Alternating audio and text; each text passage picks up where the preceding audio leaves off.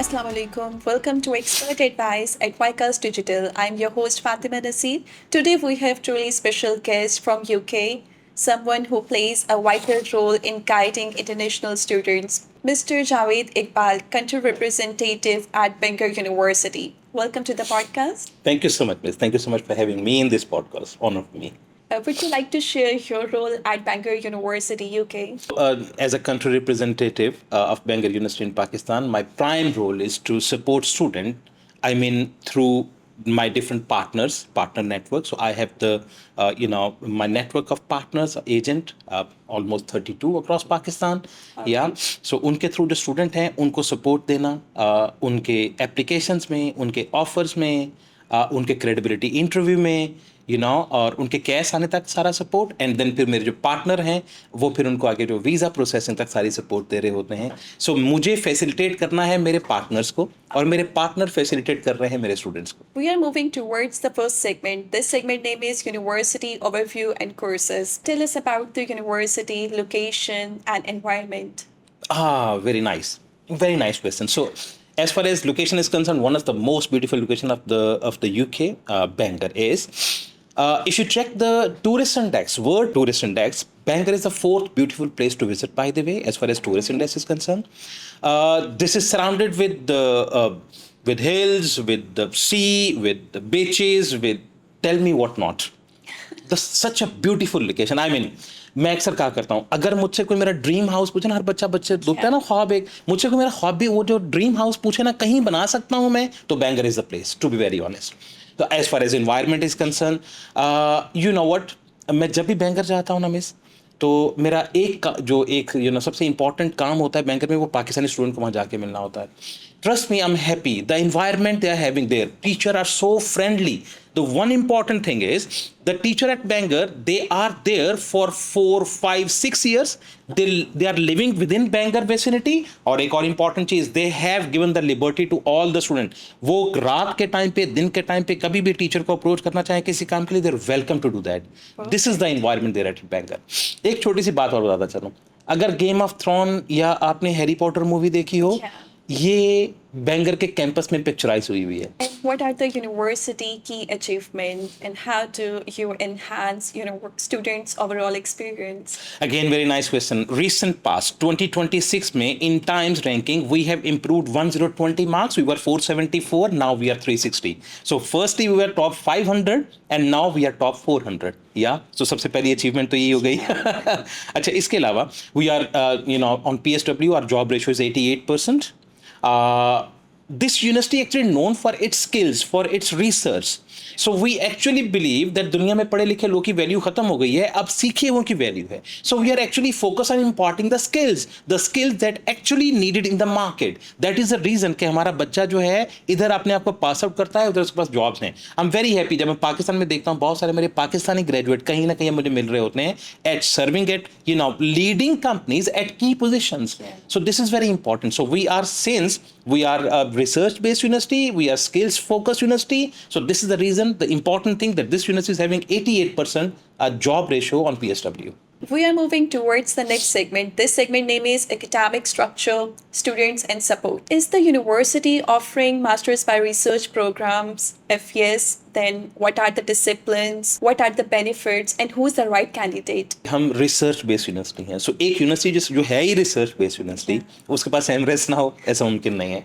सो सितंबर के इनटेक में we offered 18 different एमरेस courses. अभी भी हमारे पास एमरेस के अच्छे खासे स्टूडेंट हैं जो अभी भी हमारे पास आ रहे हैं. अच्छा, अब जो एमरेस के कोर्सेज की आपने पूछा सबसे पहले, so we are offering MRes courses. Specially जो हमारा नॉर्मल इनटेक होता है एमरेस के कोर्सेज के लिए वो सितंबर होता है, बट फ्यू ऑफ देम हमारे पास अभी भी अवेलेबल थे, जिसमें जैसे बताया कि अभी मई में भी हमारे पास एमरेस के बच्चे जा रहे हैं. तो एमरेस के कोर्सेज हमारे पास अवेलेबल हैं. ये पहला पॉइंट हो गया. आपने कहा इसकी एलिजिबिलिटी क्या है. सो इसकी एलिजिबिलिटी राइट प्रोफाइल है.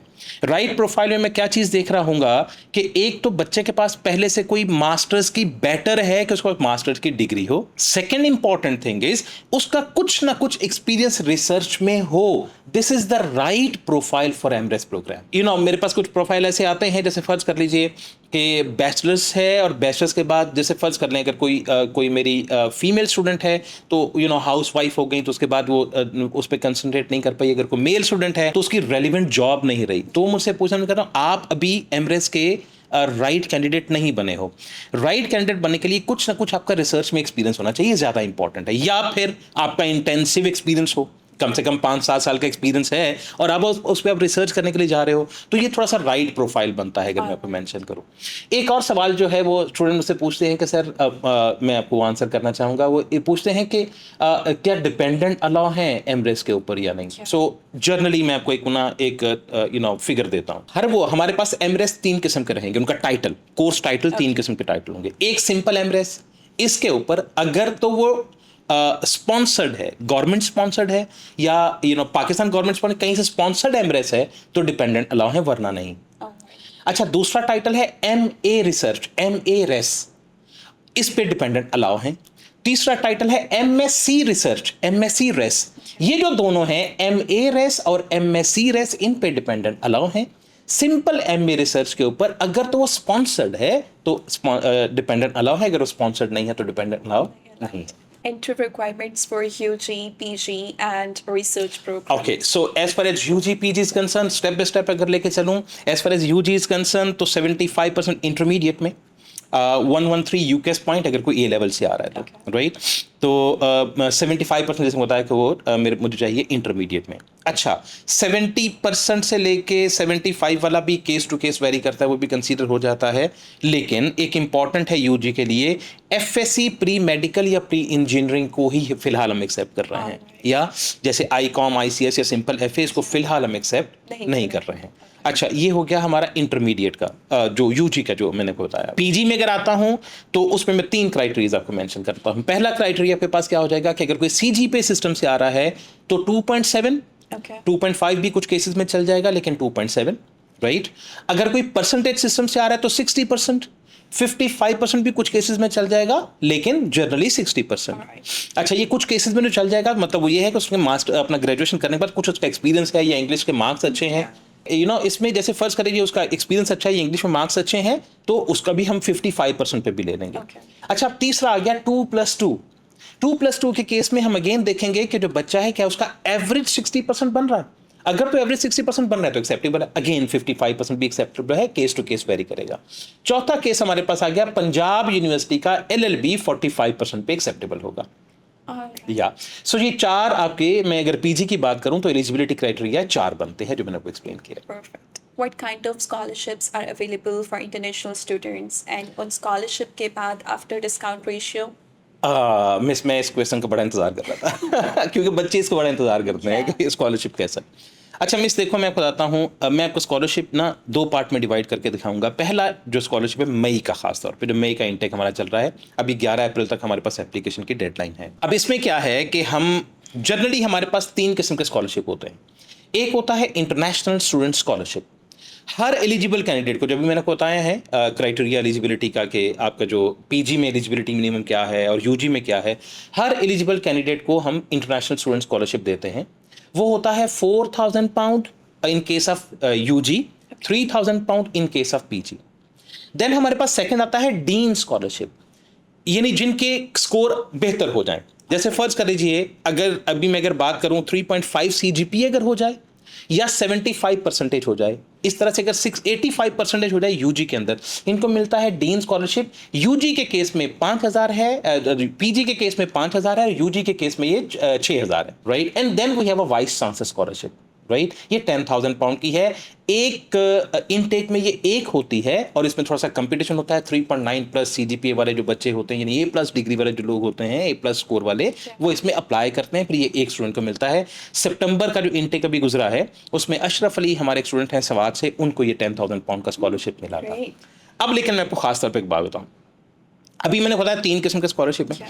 मई के इनटेक में हमने क्या किया है, इंटरनेशनल स्टूडेंट स्कॉलरशिप जो था उसको हमने खत्म कर दिया है। जो डीन स्कॉलरशिप था, जो 5,000 पाउंड का था, उसको हमने बढ़ा के उसको 2 ऑप्शन दे दिए हैं। हर एलिजिबल कैंडिडेट को 5,000 पाउंड डीन स्कॉलरशिप मिलेगा, और जिसका सीजीपीए 3 हो जाएगा या जिसका परसेंटेज 75 हो जाएगा, 70 हो जाएगा, उनको हम 6,000 पाउंड का स्कॉलरशिप देंगे। या ये मई का है, यानी 5,000 हर एलिजिबल कैंडिडेट को। और जरा सा अगर किसी का स्कोर बेहतर हो गया, मेरा 2.7 है मिनिमम सीजीपीए, आपको जैसे मैंने बताया था 3 आ गया या 3 एंड अबव, 6,000 पाउंड स्कॉलरशिप। मैंने बताया था 60% आपको मिनिमम रिक्वायर्ड है, अगर परसेंटेज से आ रहे हैं, आप 70 को फॉल कर गए तो 6,000 प्लस। सितंबर के महीने में अगेन मैंने जो इंटरनेशनल स्टूडेंट स्कॉलरशिप है 3,000 और 4,000 वाला, इसको खत्म करके डीन हर एलिजिबल कैंडिडेट को डीन स्कॉलरशिप 5,000 पाउंड का मिलेगा। That's great. So, अगर मैं समराइज करूं तो मैं यूं करूंगा, मई के महीने में हर एलिजिबल कैंडिडेट 5,000 पाउंड, जिसका परसेंटेज थोड़ा सा अच्छा है, यानी 3 सीजीपीए है या 70% स्कोर है, इसको 6,000 पाउंड। सितंबर में हर एलिजिबल कैंडिडेट को 5,000 pound. Is IELTS, PTE, Duolingo and other English proficiency tests are required? और अगर required है तो क्या score चाहिए होता है स्टूडेंट को? इस जो इंग्लिश की रिक्वायरमेंट होती है, ऑब्वियसली बच्चे 2 एस्पेक्ट में पूछते हैं। पहला पूछते हैं कि एमओआई एक्सेप्टेड है। So as far as MOI is concerned, yes, Bangor में एमओआई एक्सेप्टेड है 2 किस्म का। एक, पहला जो एमओआई है वो सिर्फ 2 कंडीशंस के साथ है। 5 साल का एलएलबी, 5 साल तक का गैप, आपका एमओआई एक्सेप्टेड है, 2 ही कंडीशन, राइट। एक दूसरा किस्म का एमओआई है, उसमें 4 कंडीशंस हैं। नंबर 1, हमारे को 37 यूनिवर्सिटीज हैं जो अप्रूव है एमओआई में, आपकी लास्ट डिग्री वहां से होनी चाहिए। नंबर 2, उसका एफिलिएटेड कैंपस नहीं होना चाहिए, मेन कैंपस होना चाहिए। नंबर 3, उसका जो गैप है वो 3 साल से ऊपर का नहीं होना चाहिए। नंबर 4, इंटरमीडिएट में इंग्लिश में 70% का स्कोर होना चाहिए। ये हो गया। तो मैंने आपको 2 एमओआई बताए, एक 2 कंडीशन के साथ, एक 4 कंडीशन के साथ। अगर कोई स्टूडेंट एमओआई में फॉल नहीं करता है तो yes, we are accepting IELTS, language cert, PTE, Duolingo, Oxford, हम ये एक्सेप्ट कर रहे हैं या। और उसका स्कोर क्या रिक्वायर्ड है, वो कोई भी स्टूडेंट मतलब जैसे वो एबीएन के किसी भी स्टेट काउंसलर को कॉल करेगा तो उनको एक्सप्लेन कर देंगे कि उसमें स्कोर क्या चाहिए। And does the university offer accommodation and is it cost friendly? This is one of the USP, miss, by the way. Accommodation is one of the USP of Bangor. Let me tell you how. मैं अक्सर बच्चों से कहता हूँ, देखो जब कभी हम कॉस्टिंग करते हैं ना, तो कॉस्टिंग में सिर्फ फीस और स्कॉलरशिप इंपॉर्टेंट नहीं होता, पैकेज बड़ा इंपॉर्टेंट होता है। अच्छा, पैकेज में तीसरी चीज आती है अकोमोडेशन। हो सकता है कुछ यूनिवर्सिटीज ऐसी हो जिनकी फीस कंपैरेटिवली कम हो, लेकिन अगर आप अकोमोडेशन पे जाए तो पैकेज आपको आउट ऑफ रेंज ले जाए। जैसे मैं बताता हूँ कैसे। बैंगर में आपको अकोमोडेशन, हमारी यूनिवर्सिटी का अपने hall 2, Ffriddoedd village, saint Mary village, 2200 plus rooms हमारे पास अवेलेबल हैं। यूके की सबसे कॉस्ट इफेक्टिव अकोमोडेशन आपको बैंगर में मिलेगी। कैसे मैं बताता हूँ, अगर आपके पास 450 to 500 पाउंड हैं तो you can have accommodation from the university hall per month. That include your utility bills, that includes security charges. Okay. One important thing. Second important thing, which is very important. अच्छा, अगर आप फर्ज कर लीजिए, accommodation में दूसरा बड़ा important aspect ये होता है कि आपको अकोमोडेशन मिल कहाँ पे रही है, बिकॉज यूके में transportation is a good cost. Bangor में everything is walking. Ffriddoedd village hardly 5 minute from the main campus, जो सेंट मैरी विलेज है hardly 10 minute from the main campus. So transportation cost almost 0। तीसरा बड़ा important thing वो ये होता है कि जहां पर अकोमोडेशन मिल रही है वहां पर जनरल लाइफस्टाइल कैसा है, इंतहाई अफोर्डेबल। यूके में भी एक एवरेज खाना 8 to 12 पाउंड का है, एवरेज खाना। Okay. बैंगर का अपना कैफेटेरिया मिस बच्चों को लंच सर्व कर रहा है हर रोज 3 डिफरेंट रेसिपीज, हलाल हराम की तमीज के साथ, 2 पाउंड ओनली 2 पाउंड। आपको ज्यादा भूख लगी है, आप एक की जगह 2 रेसिपी ले लोगे तो कितना लगा, 4 पाउंड, फिर भी आप वहां नहीं जा रहे हो। मिस जनरल आपको बात बताऊं, बैंगर में अगर बच्चे के पास 950 पाउंड से लेके 1000 पाउंड है, वो बड़े आराम से अपनी अकोमोडेशन समेत पूरा मंथ गुजार सकता है। हो सकता है कहीं और पे अगर बच्चा जाए उसको खाली अकोमोडेशन ही 1000-1200 पाउंड की सिर्फ अकोमोडेशन मिले। या सो जो आपने अकोमोडेशन का सवाल किया बहुत इंपॉर्टेंट था। This is one of our USP. We are moving towards the next segment. This segment name is Challenges Faced by Students. कोई new policies जो कि announce हुई हो students के लिए in the term of visa? In the term of visa new policy obviously as such तो कुछ नहीं है। चंद छोटे छोटे हमने आफ्टर फेसिंग द चैलेंजेस हमने चंद जो ट्यूटिंग की है मैं वो आपके सामने रख देता हूँ। So the initial deposit of banger is now 8,000 pound. Previously it was like 4,000, so it's now 8,000 pound. ये पहली बारी जो है हमने जो चेंज इसमें किया। अच्छा, जो सेकंड इसमें हमने चेंज किया है वो ये किया है कि at the moment till the further notice हम अभी टीयर 1 सिटी से तो स्टूडेंट को एक्सेप्ट कर रहे हैं, जैसे फर्ज कर लीजिए पंजाब और सिंध से, जैसे केपी और एजे के जीबी वाली साइड से भी फ़िलहाल हम थोड़ा सा उनको पॉज किया हुआ है, वो अभी हम ऑफ़र नहीं दे रहे हैं, ये दूसरा वाला रहेगा। अच्छा, तीसरा एज सच मतलब ये मेन है जो हमने कुछ डिसीजन लिए, और दूसरा अभी मतलब यूजी प्रोग्राम के लिए मैंने को बताया था कि एफएससी प्री मेडिकल और प्री इंजीनियरिंग जो है वो हम खाली एक्सेप्ट कर रहे होंगे, तो at the moment is this या बट इसको चैलेंज नहीं, मैं अपॉर्चुनिटी कहूँगा जो तमाम स्टूडेंट को, वो ये कहूँगा कि you need to have your cash on time, you need to apply your visa on time, this is very important, otherwise as such कोई कोई बड़े डिसीजन नहीं है, ये 2-3 डिसीजन हमने लिए हैं for this. And this is exactly what I'm gonna ask you. Okay. What is the right time to apply for a visa? 2 months before the deadline. Perfect. At least हमें वो देखिए, मैं आपको एक बात बताऊँ, मिस, लर्निंग की definition पता क्या है? लर्निंग की डेफिनेशन ये है कि अपने एक्सपीरियंस से या किसी के एक्सपीरियंस से अपनी जिंदगी में तब्दीली लेके आना। Absolutely. या अगर लोगों के एक्सपीरियंस भी हमारे सामने आ रहे हैं, अपने भी आ रहे हैं, और अपने को चेंज अपने अंदर नहीं लेके आ रहे, we are not learning actually. हम कितना और सीखना चाहते हैं? आई मीन अगर मुझसे आप पूछेंगे, जो पाकिस्तान की टिपिकल हमारी नेचर है ना, वो आखिरी डेट को लाइन में खड़े होके ख्वार होके बिल जमा कराने की, हमें इसको छोड़ना पड़ेगा। एटलीस्ट ये मिनिमम बता रहा हूँ, 2 months before deadline you have to apply your visa. अगर आप कभी आगे कहीं जाना पड़ रहा है तो वो बहुत ही स्पेशल कोई केस होना चाहिए कि यार इसमें उसको मीट करने में थोड़ा टाइम लग गया, तो चलो जो मैं 1 महीने पहले अप्लाई कर रहा हूँ, अदरवाइज 2 months बिफोर। अच्छा, इसमें आपको 4 एडवांटेज बताता हूँ अगर बच्चा टाइम से वीज़ा अप्लाई करता है। सबसे पहले वो £500 अपने बचाएगा, प्रायोरिटी के स्टैंडर्ड पे जाएगा अगर तो। नंबर 2, जनरली स्टैंडर्ड पे भी हमने देखा कि बहुत जल्दी बच्चों के रिस्पॉन्स आ रहे होते हैं। अच्छा ठीक है, 2 बातें ये इंपॉर्टेंट होगी। तीसरा, अगर बच्चे का वीजा टाइम से उसको मिल जाता है, राइट, तो इसका मतलब ये कि बच्चा 1 महीना पहले अपनी क्लास स्टार्ट होने से, as per rule of UK, 1 महीना पहले यूके ट्रैवल कर सकता है। ये तीसरा बड़ा एडवांटेज। इसी एडवांटेज का एक साइड एडवांटेज क्या है? अपनी क्लासेस स्टार्ट होने से पहले वहां पे अपनी अकोमोडेशन में सेटल हो जाए। अगर कोई पार्ट टाइम जॉब देखना चाहता है वो जॉब देख ले, यानी अपनी क्लासेस स्टार्ट होने से पहले अपने को सेटल कर ले। सो ये जो है मिस, ये बहुत इंपॉर्टेंट, कम से कम 2 महीना पहले बच्चे को अपना वीजा अप्लाई करना चाहिए, कम से कम। And as we all aware about the current visa scenarios, तो कौन से precautions हैं जो students को लेने चाहिए? देखें, 2 बड़ी इंपॉर्टेंट बातें यहाँ करना चाहूँगा। एक जो मैं पहले आपसे कर चुका हूँ, पहला प्रिकॉशन ये है कि don't be late, be early, right. ये बहुत इंपॉर्टेंट है। इसमें आपको ना बहुत कुछ मिल जाता है। जब आप अर्ली चीज़ें कर रहे होते हैं ना, सबसे बड़ी चीज़ आपको मिलती है, आप पीस ऑफ माइंड में होते हैं, हसल बसल में नहीं होते हर वक्त। आप पीस ऑफ माइंड में होते हैं। फर्ज करें अपने टाइम से एप्लीकेशन, सितंबर का इनटेक है ना, आपने आज एप्लीकेशन की है, कोई कंडीशन अगर आपके पास आई है, you have ample time to meet the condition. अच्छा, फर्ज करो इंग्लिश का टेस्ट जो भी आपने टाइम से, फिर अपना वीजा आपने कैश टाइम से लिया, वीजा टाइम से अप्लाई कर दिया, ये नहीं हसल बसल में आप नहीं हो। ये सबसे पहला इंपॉर्टेंट पॉइंट। दूसरा, खाली आपको मैं अपनी ऑब्जर्वेशन बता रहा हूँ, मैंने बहुत सारी रिसर्च भी इसमें देखी। आई मीन जो मैंने लिंक्डइन में बहुत सारे लोग की पोस्ट देखी ये मेरा बड़ा इंपॉर्टेंट सवाल है बच्चों के साथ, वो ये है कि व्हाट, अगर आप रिफ्यूज़ल्स देखें जो आए बच्चों के, तो जो ऑफिसर है वो बड़ा फ्रस्ट्रेट होकर लिख रहा होता है कि यार ये जेनरिक आंसर क्यों दे रहे हो, ये जेनरिक आंसर हैं, आप इसको मजीद एलैबोरेट कर सकते हो। बहुत सारी जगहों मैंने जाकर देखा यार ये जेनरिक आंसर जो है, इनको ये क्यों, इनका कहने का मतलब क्या होता है। यू नो व्हाट, बच्चे को ना थोड़ा रिसर्च करना है। यार आप मास्टर्स करने जा रहे हो, आप एक डिग्री करने जा रहे हो यूके में, आप इतना तो रिसर्च आपने करना है कि आप ये क्यों करने जा, आपके लिए बेनिफिट कैसे।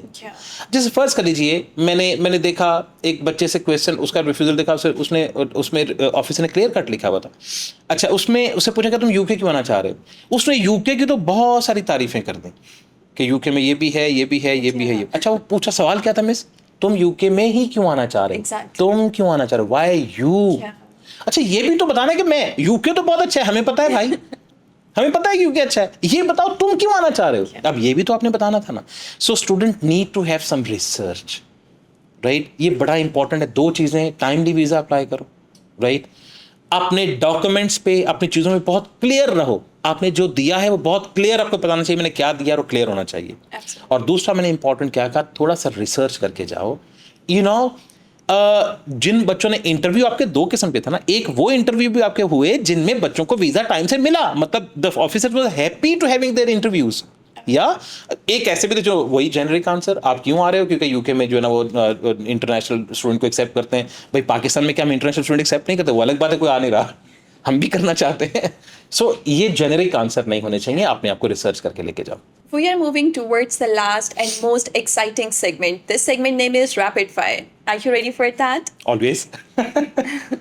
One line that describes Bangor University. The most credible university in affordable package. Lectures or projects. What do students enjoy more? Project. One leadership trait every student must develop. Determination. Are grades more important or skills? Skills 100%। One mistake students often make when applying. Application delay. UK's education in one sentence. Excellent education, research base with the legacy especially. Biggest fear students should let go of. पता नहीं हमारे साथ क्या बनेगा, interview में पता नहीं क्या होगा, you know they need to be confident on their self. Research or coursework. What attracts students more? Research obviously. Biggest myth about UK universities.